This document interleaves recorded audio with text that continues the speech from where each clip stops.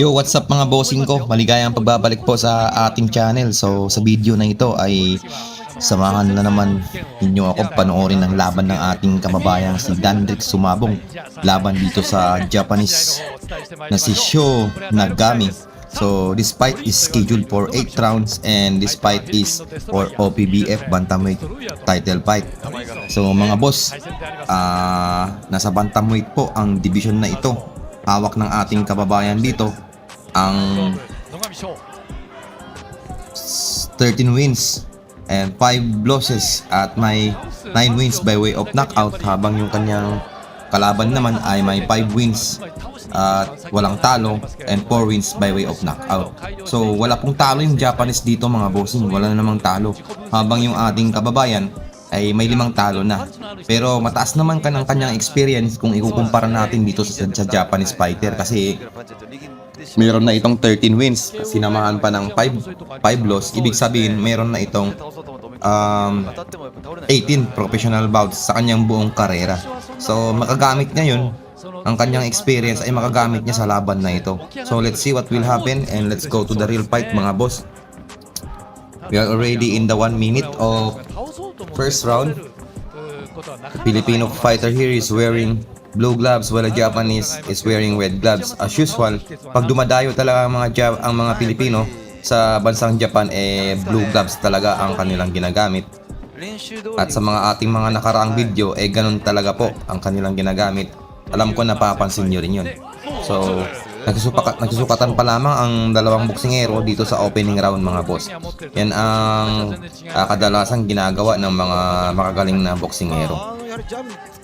I guess magandang quality ang Japanese fighter, pero I'm sure magaling din ito si Dandrick Sumabong.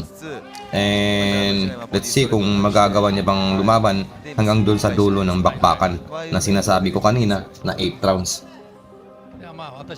Okay, sinusubukan dito ng Japanese na maging agresibo pero magandang depensa ang pinapakita ng Pinoy. Bagay na magandang gawin ng isang fighter nang sa ganun ay hindi mapuruhan. Magaling din ito sa counter punching at head movement itong si Dandrick Sumabong mga boss. Alam ko familiar kayo sa fighter na ito kasi isa to sa mga sikat na prospect dito sa Pilipinas mga boss. So let's see kung maging successful ba siya dito. Oops, gustong sumugod yung Japanese pero niyayakap ng ating kababayan. Isang magandang depensa po yun mga bossing. Excuse me. Welcome po kayo dito ulit sa ating commentary mga boss. Live commentary. Okay, what a good right hook doon. Isang right hook ang tumama galing sa Filipino fighter. At ito, nakakuha ng magandang momentum at sinusubukan niyang maging agresibo bago magtapos ang unang round ng bakbakan na ito mga boss. What a good straight to the body by Dandrick Sumabong. Okay. End of first round mga bossing ko. Okay. Round 2 starts right now mga bossing ko for both fighters. Sho Nagami versus the Filipino prospect here, Dandrick Sumabong. Both guys are prospect pero magkaiba po ang experience, kasi nga mas lamang sa experience itong Filipino fighter kumpara dito sa Japanese. Pero lagi nating napag-uusapan yung quality. Siyempre, tulad na sinasabi ko kanina, we cannot count out Dandrick Sumabong kasi magaling din ito mga boss. Okay, konting sukatan dito sa simula ng round number 2. Pero sa round number 1, walang kampi-kampi mga boss ibibigay ko sa Pinoy fighter kasi maganda yung composure na dun at mas nakapagpatama siya ng malinis. What a good 1-2 coming from Dandrick Sumabong. Magandang pinatama niya dun mga boss. Oops, kina-counter siya pero magandang atras at magandang block ang ginawa ng ating kababayan dun. What a good right again. Alam ko hindi ito magpapatalo mga boss. Pero distraction yung paghawak niya sa kanyang supporter mga boss. May ganyang habit noon si Magsayo pero na-adjust na yun. Hawak na naman siya mga boss sa kanyang supporter dun. Okay, magandang depensa. Naka-high guard ang ating kababayan habang naghahanap naman ng magandang tempo itong Japanese at magandang range. Pero kung titingnan natin mga boss, ano lamang ito bout lamang.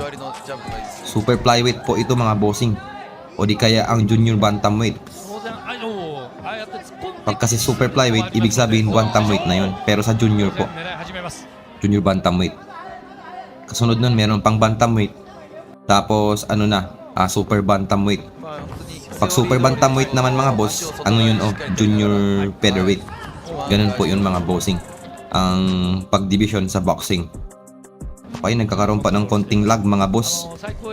Sensya na po. 1 minute left dito sa round number 2. Medyo lag pa rin mga boss. Paumanhin at pasensya na po sa inyong lahat dyan. Konting tiis lang mga bossing ko. Shout out po sa inyong lahat. Sa mga gustong magpa-shoutout, mag-comment lamang po kayo. Pakilagay ng pangalan at lugar po para malaman po natin ulit kung saang bahagi ng Pilipinas na umabot ang ating video. Galing po ng Zamboanga City ang ating shoutout. Sa mga Zamboanga City dyan na mahilig sa boxing, pwede nyo po ako i-meet. I have my page mga boss. We still have 20 seconds left dito sa round number 2 for the Filipino fighter Dandrick Sumabong versus the Japanese prospect undefeated Sho Nagami. 16 seconds left. Sukatan pa rin mga boss. Parehong ayaw magpatalo kasi importante po itong laban na to kasi championship fight po ito. Yung salpukan, nakapagpatama si Kabayan dun pero gumanti yung Japanese mga boss. Let's go mga boss. Pasensya na po, nagkaroon ng technical issue at diretso po tayo sa round 4. Anyway, ulitin natin yung nakaraang round kanina, yung round 2. Napakahirap po i-judge yung scoring po kasi halos pareho lang mga kanilang binitawang suntok at ganoon din ang mga pinapatama nilang suntok. So nakadepende na lang po sa official judges, pero yun, nakatama si Kabayan dun mga boss. Nakadepende sa official judges kung kanino nila ibibigay yung scorecard. Kasi kung titingnan natin dito sa round 4, medyo lamang si Kabayan kasi maganda yung pinapatama niya dito sa simula ng round 4 natin. Napakabilis na kanyang one-two, ganun din ang kanyang counter. Tapos sinasabayan niya ng konting straight to the body mga boss. Habang yung Japanese naman ay gumagawa ng sarili niyang diskarte para makapagpatama ng maganda rito mga boss. Nag-iingat din yung Japanese talagang may lakas din si Kabayan at magaling din to mga boss. Maganda yung ng kanyang signature move, yung 1-2 to the body tapos sabay sa ulo mga boss. Pero dapat magkaroon pa siya ng ibang taktika kasi pagka napag-aralan niya ng kalaban gagawan niya ng paraan paano makaiwas sa ganong suntok at paano makakounter mga bossing ko. Okay, maganda yung pinapakita dito ng ating kababayan. Kung para sa akin mga bossing, kung titingnan natin medyo lamang sa dito sa round 4. Maliban na lang dun sa round 2 kasi iba yung scoring dun. Oops, nakatama dun yung Japanese fighter, naka-counter siya pero may patama din si Kabayan. So tabla lamang yun mga bossing.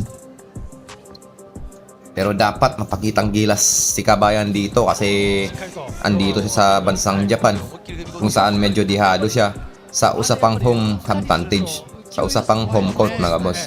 Ganun din naman kasi halos lahat ng mga kaganapan pagka sa boxing kasi kumbaga ibang lahi ang dumarayo sa atin abante lamang tayo pagdating sa home court. Kaya may mga pagkakataon talaga na maswerteng Pilipino na lumalaban kalaban ng mga foreigners na nananalo dito sa ating bansa sa kadahilan ng home court advantage tulad ng sinasabi ng iba mga boss. Pero except dun sa makagaling na deserve manalo mga boss. Okay, going back to the fight, we still have 40 seconds left dito sa round 4 at sorry mga boss kasi hindi nasali yung round 3 kasi nagkaroon ng technical issue mga boss ang internet. We still have 30 seconds left dito sa round number 4 for Sho Nagami versus Dandrick Sumabong. Magandang depensa ang pinakita ng ating kababayan. What a good straight coming para the Japanese pero magandang guard ang pinapakita ng dito ng ating kababayan. Mataas ang kanyang guard mga boss so medyo mahirap siya patamaan.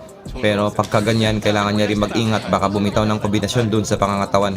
What a good straight na naman coming from Filipino fighter. Seconds left dito sa round number 4. Magandang pinapakita ng ating kababayan. Dapat mag-ingat lang siya. Napakahaba. Okay mga boss, round 5 starts right now. So ibibigay ko po yung round number 4 para sa ating kababayan. At disclaimer lang po, yun lamang po ang sa ating paningin, sa ating perception sa mga performance ng magkabilang panig. Wala pong kampi-kampi, baka may nagsasabi na naman dyan, kinakampihan ko ang ating kababayan dun sa round 4 na yun. Pero let's see kung ma-maintain niya ang kanyang ginawa dun sa previous round pagdating dito sa round number 5. Both guys ay maganda pa rin ang composure. Sho Nagami here at naghahanap pa rin ng magandang range habang agresibong pumapasok ang ating kababayan. Itong si kababayan ang maganda rito, nakakakuha siya ng magandang range at magandang timing. Kaya may pagkakataon na, oops, gusto magyakapan mga boss. Kaya may mga puntos siyang napapatama dito sa Japanese fighter. Talagang nakagamit niya ang kanyang mga experience sa kanyang mga nakaraang professional fights dito sa laban na to mga bossing. Pagkatapos nito, meron pa tayong 3 rounds left mga boss. Medyo mahaba-haba pa ang lalakbay ng magkabilang panig sa laban na to. And let's see kung maganda ba ang conditioning, kasi later malalaman natin ang stamina at resistensya, kasi napaka-importante ng mga bossing pagdating sa late rounds. May mga fighter talaga na hanggang mid round lang ang lakas, pagdating dun sa late rounds wala na, matamlay na at wala nang energy. Pero sa nakikita ko mga boss, okay pa naman itong kababayan natin at kaya pang makipagpagbakan ng 100 rounds mga boss. Meron pa tayong 1 minute and 10 seconds dito sa round number 4. Let's go. I'm sorry mga boss. Round number 5 pala mga boss. Okay, let's see. 50 seconds left. Ganun pa rin ang tema ng laban mga boss. Looking for a good range here. At a good straight doon mga boss. Let's go. Seconds left here so round number 5 mga bossing ko.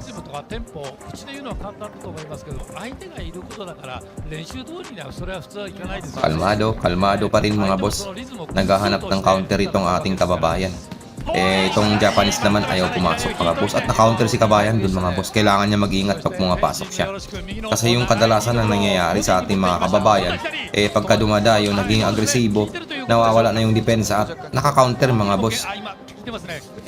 Yun ang problema. Yun kasi napapansin natin mga boss sa mga laban. Let's go. End of round number 5 mga bossing. Let's go mga bossing ko. Round 6 na po tayo. At medyo close lang po yung laban mga bossing. Yun lang sa tingin ko. Close lamang po yung bakbakan. Maaring draw, maaring split decision. Pero tingnan po natin kung ano ang magiging kaganapan dito sa round na to mga boss. Kasi meron pa tayong natitirang 3 rounds sa laban na to mga boss. Pagkatapos ng 6th round, meron pa 2 rounds na titira. Last 2 final rounds. At magkakaalaman bossing kung sino ang magiging lamang sa bakbakan na to mga boss. Okay, going back to the fight tayo ulit mga boss. Pareho po silang naghihintay ng counter mga bossing, pero tinamaan si kabayan dun. Medyo low blow lang mga boss.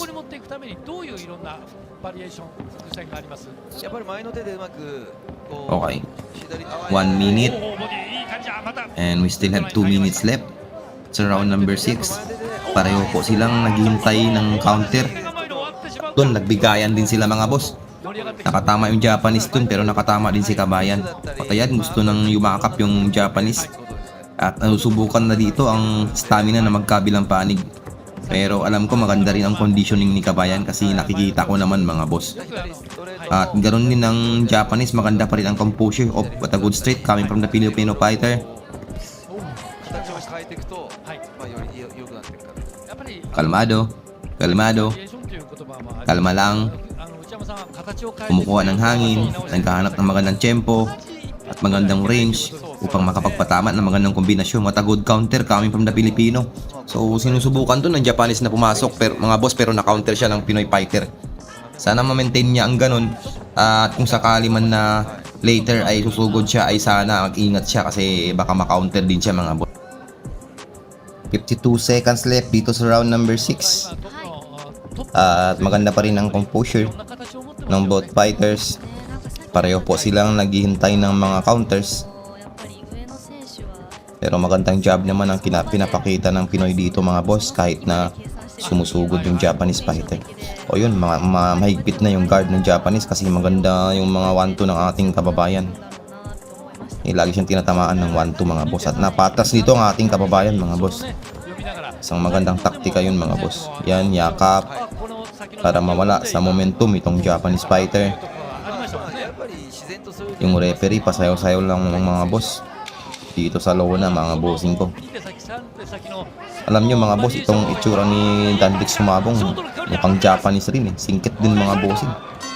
Medyo maitim lang ng konti mga boss. End of round number 6 mga bossing.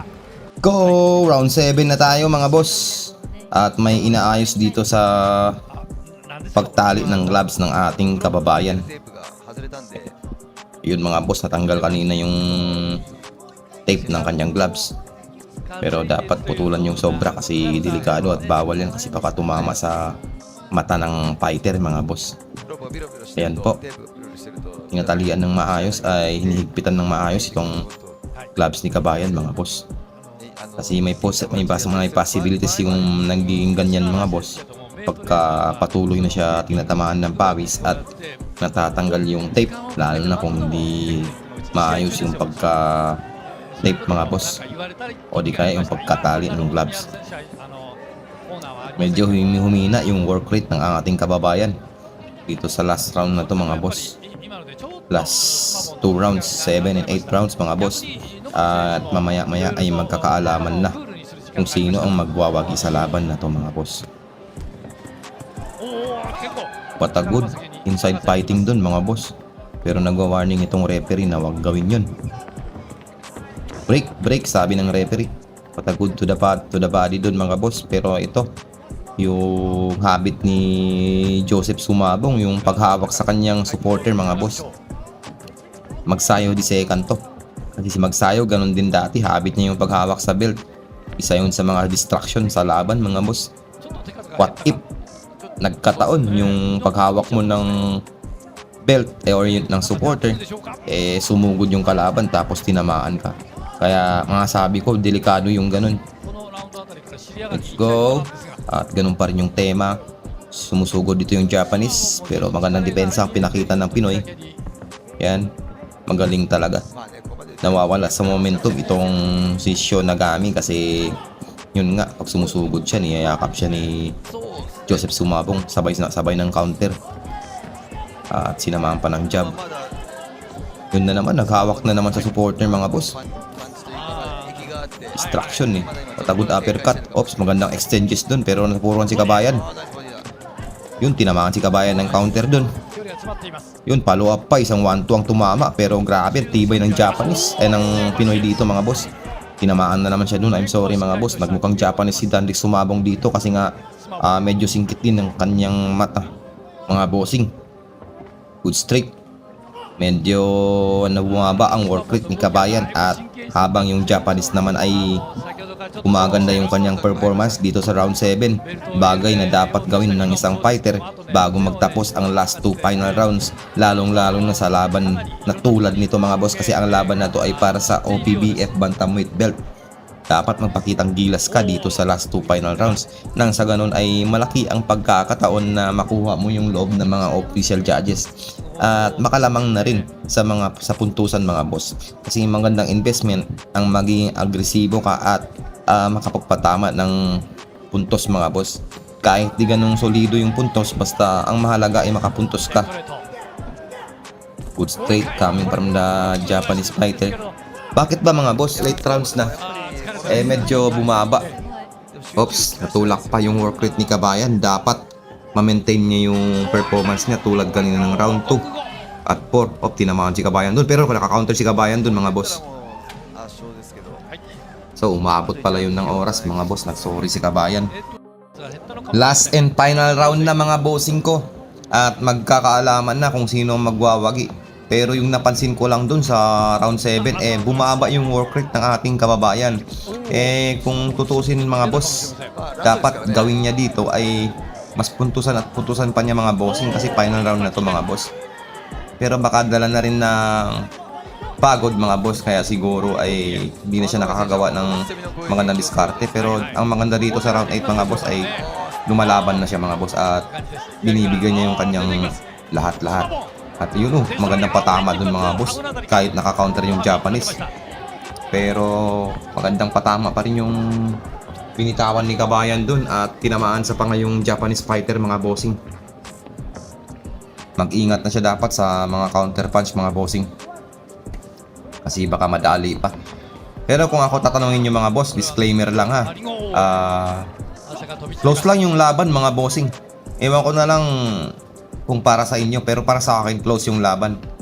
Pero kung sinamahan pa ng home court, talagang lugi yung ating kababayan. So kung hindi niya mananakdown dito yung Japanese, delikado po mga bossing. Anyway, going back to the fight, we still have 1 minute and 35 seconds left dito sa last and final round. At magkakalaman na kung sino ang mag-uuwi ng belt.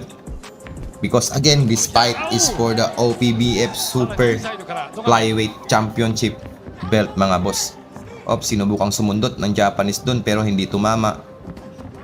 Dapat panatan na to ng Pinoy Isang minuto na lang sa final round. Nang sa ganun ay malaki ang tsansa na ma-knockdown yung kalaban at na-counter siya dun mga boss. 2 puntos ang pinatama dun ng Japanese fighter sa ulo ni Kabayan. Yun, na-counter na naman si Kabayan. Let's go. We still have 50 seconds left dito sa last round. Dapat ibigay na ng lahat mga boss. Pero saludo ako sa kanya kasi nagamit niya yung pagiging veterano niya. Lamang kasi siya mga boss sa experience at nagamit niya yun. Medyo pagod na si Kabayan at malambot na ang tuhod. Medyo sensitive na si Kabayan, tumba siya doon mga boss. Pero hindi yun dahil sa suntok mga boss Kasi nagkaroon ng konting palitan doon at nasagi yung kanyang pao. Sinusubukan ni Kabayan dito na yumakap. Pero tinatamaan siya ng Japanese. At binabanatan siya dito pero kinakaya lang mga boss. Pinabali siya dito mga boss. Inaararan yung kanyang pangangatawan. Pero lumalaban at kumanter dun si Kabayan mga boss. Matagod counter dun. Kami pa ng Filipino fighter at tapos ang laban. So hintayin na lang natin yung official resulta. Official na. Pero feeling ko split mga boss para sa Japanese kasi sa hometown. Pwedeng draw mga boss. Pwedeng draw.